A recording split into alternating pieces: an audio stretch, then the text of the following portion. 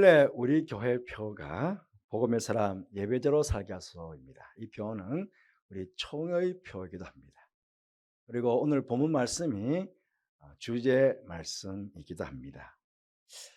이제 우리 곧 마스크도 아마 벗게 될 것입니다. 그동안 교회 안에 약해진 것들이 있고 잃어버린 것들이 있습니다. 이 모든 것들을 이제 회복해야 될 그런 시기가 된 것입니다. 그리고 회복해야 될 것 중에 가장 우선적이고 중요한 것은 우리 기독교 신앙의 심장이라고 할 수 있는 예배, 그것도 성전 예배, 현장 예배, 공동체 예배를 이제 완전히 회복하는 것입니다. 지난 3년을 돌이켜보면 어쩔 수 없이 성전의 문을 닫고 완전히 온라인 비대면 예배만 가능했던 상황도 있었고요. 또 소수의 예배 인원만 성전에서 허용된 그런 예배를 드린 상황도 있었습니다.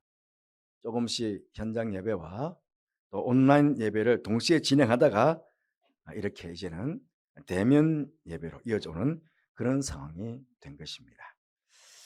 그런 가운데 우리가 이렇게 자연스럽게 예배 현장에 나와서 하나님께 예배 드릴 수 있음이 얼마나 감사한 일인가 하는 것도 우리 스스로 확인도 했습니다. 하지만 지금 한국 교회와 성도들이 함께 체감하고 있는 중요한 문제는 이 성전 예배, 이 현장 예배가 코로나 이전 상황으로 온전히 쉽게 회복되지 못하고 있다는 사실입니다. 여러분, 코로나라는 상황으로 인해 우리가 어쩔 수 없이 비대면 온라인 예배를 드리게 되었지만 이제는 온전한 성전 예배, 현장 예배가 회복되어야 합니다. 이 현장 예배를 통한 예배의 감격을 우리는 회복해야 합니다. 우리가 아는 대로 이스라엘 백성들이 출애굽을 할 때에 애굽에서 구원받을 때 그 목적이 무엇이었습니까? 그 목적은 애굽의 종살이에서의 해방이 아니라 하나님께 제사를 드리며 그분을 섬기는 것이 목적이었습니다. 사흘 길을 가서 하나님께서 지시하시는 하나님의 산에서 제사를 드리는 것, 예배를 드리는 것, 이것이 목적이었습니다. 모세가 바로에게 출애굽기 3장 18절, 5장 3절, 8장 27절에서 세 번씩이나 반복해서 한 이야기이기도 합니다. 그리고 이 말씀들 사이사이에 3장부터 10장까지 이어지는 출애굽의 그 사이사이 말씀을 보시면 이스라엘 백성들이 애굽을 떠나 하나님께 예배드리기 위해 광야로 나가려고 할 때에 바로가 이스라엘 백성들을 방해하는 장면들이 몇 군데 나옵니다. 처음에는 8장 25절 말씀에 애굽 땅, 이 땅에서 너희 하나님께 제사를 드려라. 이 땅 얼마나 좋으냐. 그렇게 이 땅에서 예배를 드려라. 이렇게 이야기합니다. 두 번째로는 8장 28절에 너무 멀리 가지 말라고 합니다. 너무 멀리 가지 마라. 또 세 번째로는 출애굽기 10장 10절 말씀에 너희 장정만, 아이들은 두고 너희 장정만 가라. 이렇게 이야기합니다. 마지막에는 출애굽기 10장 24절 말씀 보시면 양과 소는 머물러 두고 가라. 너희만 가라.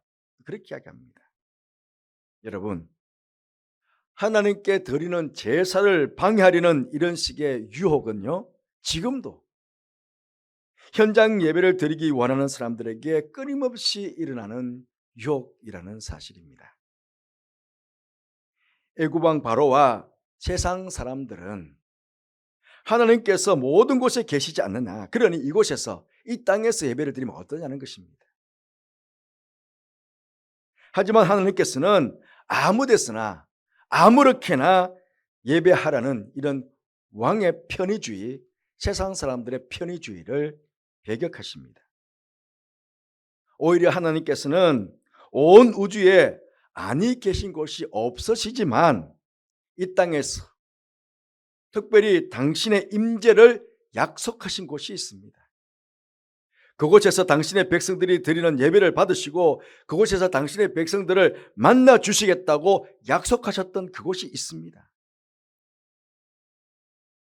하나님께서는 출애굽하는 이스라엘 백성들과 처음 만나시기를 원하셨던 곳은 광야에 있었던 하나님의 산 호렙이었습니다.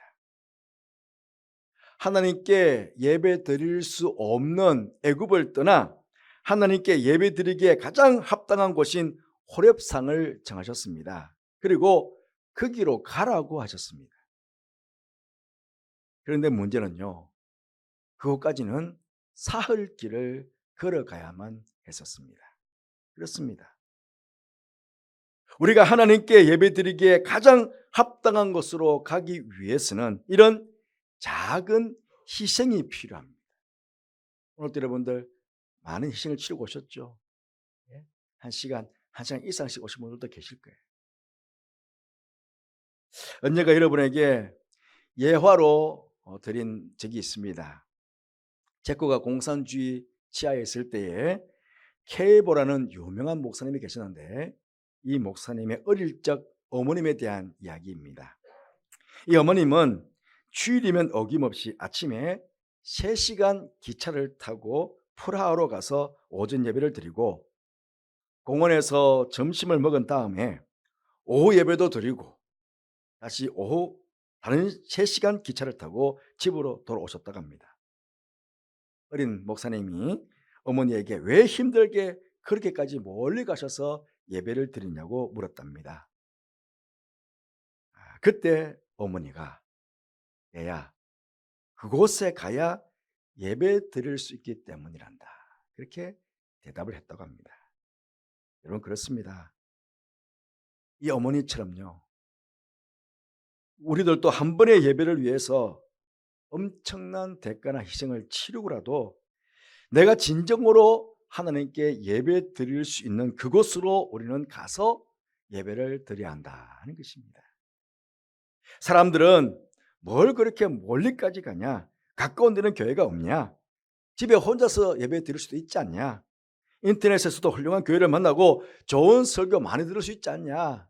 그렇게 이야기합니다. 그러나 여러분, 하나님께서는요, 하나님께서 임재하셔서 나의 예배를 받으시기 위해, 나를 만나시기 위해 세상에서 거룩하게 구별해 놓은 곳이 있습니다. 우리는 그곳으로 가야 합니다. 세상에서 구별된 곳, 거룩한 곳으로 가야 합니다.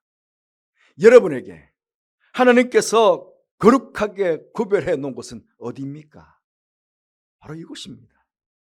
이곳 염천교회입니다. 그리고 우리가 예배 드릴 때 예배 순서에 보시면 찬송, 회개, 기도, 말씀, 감사와 희생, 이 순서에 다 있습니다. 헌금, 헌신 다 포함되어 있죠. 그런데 성도의 교제는요, 이 반드시 필요합니다. 예배 순서에. 그래서 제가 예배 순서 주보에 보시면 예배 순서 축도 다음에 성도의 교제라고 넣어 놓았습니다. 여러분, 초대교회 성도들은요, 사도들의 가르침을 받아서 매일마다 성전에 모였다고 했습니다. 매일마다 모였습니다. 모여서 함께 떡을 떼며 성도의 교제를 나누었습니다. 이런 성도의 교제를 통해 성도들이 연합된 예배를 드릴 때 세상을 변화시킬 힘이 그 예배 가운데, 성도들 가운데 나오게 된 것입니다. 현수막 제일 끝에 이 십자가 있잖아요. 이 십자가가 이번 한 해 동안 우리 총회의 상징입니다. 주제를 담은 상징이 십자가입니다. PPT 좀 따주실래요? 예. 우리 모든 성도들은요, 똑같은 분은 한 분도 안 계십니다. 다 불완전하고, 다 모나고, 다 부족하고, 다 연약하고, 다 제각각이죠. 이런 사람들이, 이런 우리들이 그 다음에 온전케 하시는 주님 안에 십자가 안으로 다 모였습니다. 함께 연합하고 함께 교제를 나누는 것입니다. 그렇게 해서 그 다음 이렇게 함께 모여 예배자로 회복이 되는 것입니다. 다 부족하고 모나고 연약하지만 우리들이 함께 연합하며 성도의 교제를 나누는 가운데 십자가 앞에서 함께 모여서 예배를 드리는 것. 바로 이 함께 모여 예배자로 회복되는 것. 이게 우리의 원래 목표입니다. 그래서 제가 여러분에게 최근 들어서 이 공동체 예배 회복을 위해서 성도의 교제를 많이 나누어 주시기를 강구 시간 때 자주 여러분에게 말씀을 드렸습니다. 그렇죠? 구역 예배를 통해서든지 아니면 골프를 치시든 탁구를 치시든 볼링을 하시든 등산을 하시든 야외를 가시든 어떤 방법으로든 성도의 교제를 통해 이 공동체의 예배 회복을 우리는 해야 합니다. 그게 될 수 있도록 앞서 있는 분들은 좀 더 힘써 주시길 바랍니다. 이 친교의 장들을 우리 각 교원의 리더들이나 우리 성도들이 조금 힘써서 이렇게 만들어 주시기를 바랍니다. 여러분, 그렇다면 하나님께서 기뻐하시는 진정한 예배는 어떤 예배겠습니까? 진정한 예배, 기뻐하시는 진정한 예배. 거룩하신 하나님께 거룩하게 구별된 성도들이 거룩하신 하나님께서 지정해 놓으신 거룩한 곳에서 함께 모여 거룩한 제물이 되어 드리는 예배.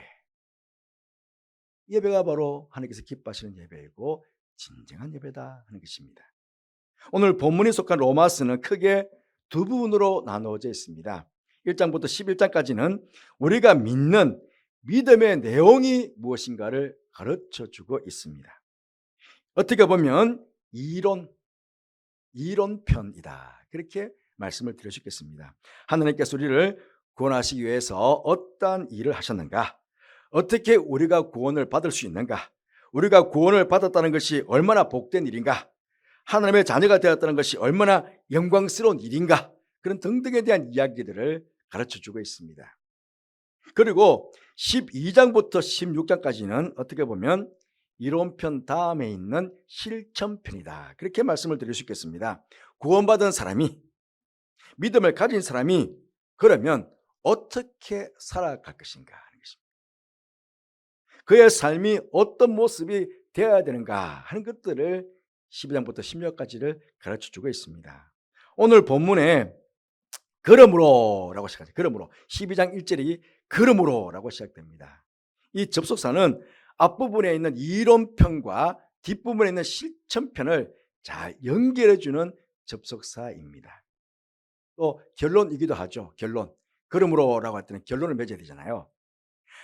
이론편에서 이렇게 가르침을 받았으니 그러므로 결론적으로 너희들은 이렇게 실천하라 하는 것입니다. 이렇게 실천하라라고 하는 실천편에 있어서 가장 먼저 우리가 실천해야 될 것이 무엇입니까? 바로 예배자로 살아가는 것입니다.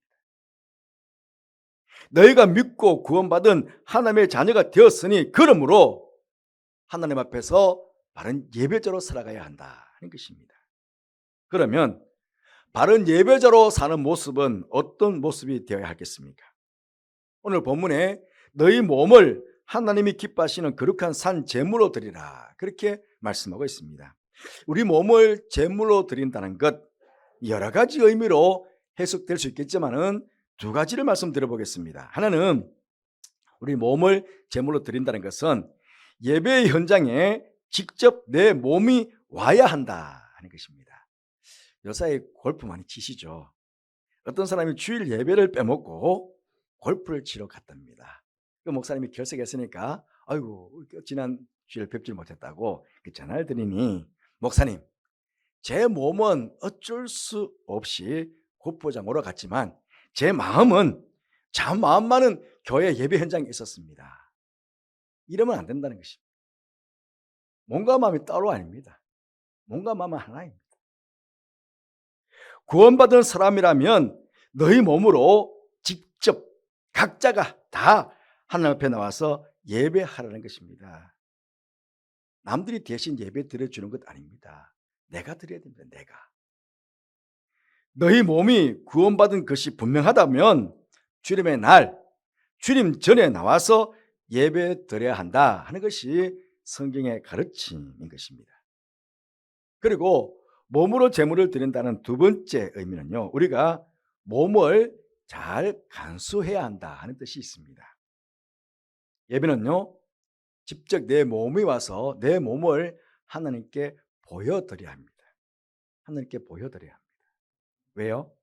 그 옛날에 하나님께 바치는 제물은요, 흠도 점도 없는 깨끗한 제물을 하나님께 드렸습니다. 여러분, 우리는 이 주일날 이 하루만 하나님께 제물 되는 것 아닙니다. 우린 지난 한 주간 세상에서 살아온 우리 몸 그 자체를 하나님께 드리는 것이거든요. 만약에 마귀의 종으로 제 유혹에 빠져서 불의의 무기가 되어서 한 주간을 살아왔다면 결코 하나님께 드리는 제물이 될 수 없습니다. 그렇죠?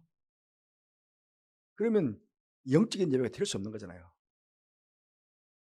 하나님의 자녀로 정말 의의 무기가 되어 거룩하게 정결하게 깨끗하게 살아온 몸으로 하나님께 예배자로 드려야 된다는 것입니다. 그러면 뭡니까? 내 몸뿐만 아니고 내 삶 전체, 한 주간 살아왔던 삶 전체를 내가 하나님께 와서 내 몸을 보이며 그렇게 드려야 된다는 것입니다. 좀 다른 말로 해석해 보면 영적으로, 정신적으로, 육체적으로 최상의 몸으로, 최상의 컨디션으로 와서 하나님께 예배자로 서야 한다. 그런 말씀입니다. 그러면서 사도 바울은요, 우리가 이런 바른 예배자로 살아가도록 하나님의 자비하심으로 너희를 권하노니, 그렇게 먼저 말합니다. 하나님의 자비하심으로 너희를 권한다. 그런데요, 여기 권한다, 권하노니라는 말을요, 어떤 분들은 우리의 팔을 비틀었으라도 라고 해석해 놓은 것을 보았습니다. 이게 하나님 아버지의 자비하심이란, 하나님 아버지의 자비하심이 뭐냐? 팔을 비틀었으라도.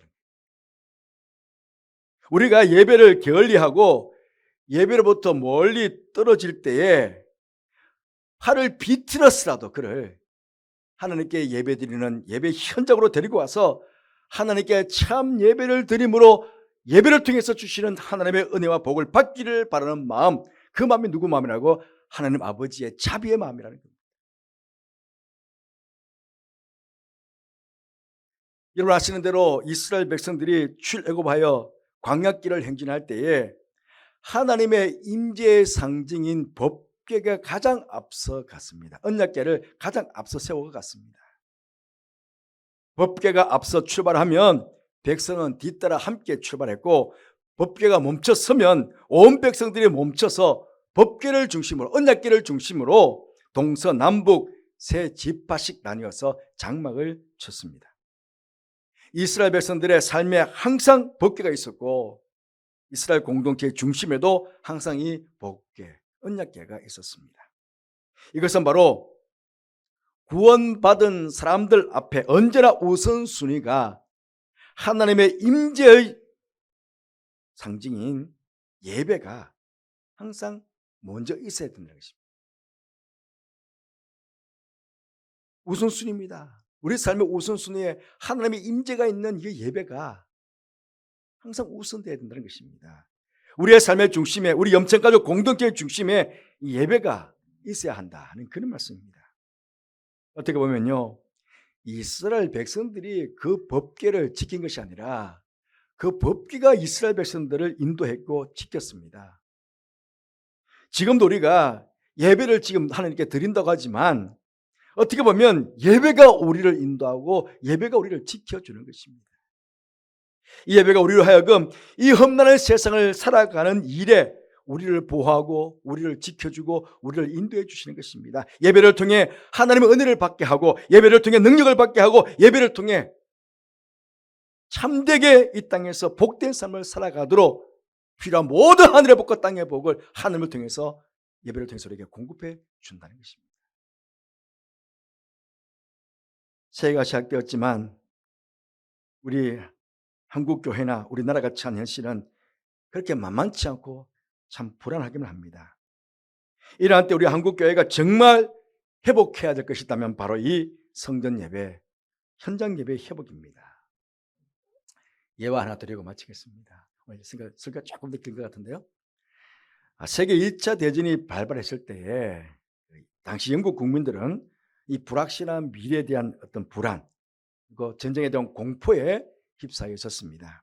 그런 와중에 영국군 22만 명, 또 연합군 11만 명, 총 33만 명이 여러분 들어보셨죠? 영화도 했었는데요. 이 프랑스의 덩케르크라는 곳에서 완전히 독일군에 포위가 돼가지고 몰살당할 위기에 처해 있었습니다. 그때 영국 국왕과 처칠 수상은 영국 교회에 기동을 요청하였고 윌리엄 템플 경에게 설교를 부탁했다고 합니다. 전 국민에게 전해지는 방송 시간에 윌리엄 템플 경은 용기를 북돋아주는 설교를 하고 설교 마지막에 이렇게 설교했다고 합니다. 지금은 우리 온 국민이 예배해야 할 때입니다. 여러분의 마을에서 예배당 종소리가 울려 퍼지면 어른으로부터 시작하여 어린 아이에게 이르기까지 한 명도 빠지지 말고 모두 예배당에 가십시오. 지금은 온 민족이 함께 예배할 때입니다. 지금은 온 민족이 전능하신 하나님의 손에 붙들려야 할 때입니다. 지금은 온 국민이 전능하신 하나님 앞에 무릎을 꿇어야 할 때입니다. 이 설교를 들은 영국 국민들과 군인들은 모두가 예배당에 모여서 금식하며 기도했다고 합니다. 처칠 수상도 웨스트민스터 사원 그 성가대 좌석에 앉아서 하루 종일 부르짖으며 기도를 했다고 합니다. 결과는 여러분 잘 아시죠? 기적적인 기후 변화로 33만 명이 무사히 영국으로 철수할 수가 있었다고 합니다. 하나님의 도우심이었죠. 사랑하는 성도 여러분, 윌리엄 템플경의 이 외침은 오늘날 어렵고 불확실한 시대를 살아가고 있는 우리나라와 우리 한국교회와 우리 성도들에게 주는 외침은 아니겠습니까? 여러분께는 이 어려운 시대에 우리 모두가 이 온전한 성전 예배 회복을 통해서 하나님께서 기뻐하시는 거룩한 예배자들이 되고 예배를 통해 주시는 놀라운 은총을 받아서 이 땅을 복되게 살아가는 우리 모두가 되기를, 또 이 한 해가 되기를 주님의 이름으로 축복합니다. 기도하겠습니다.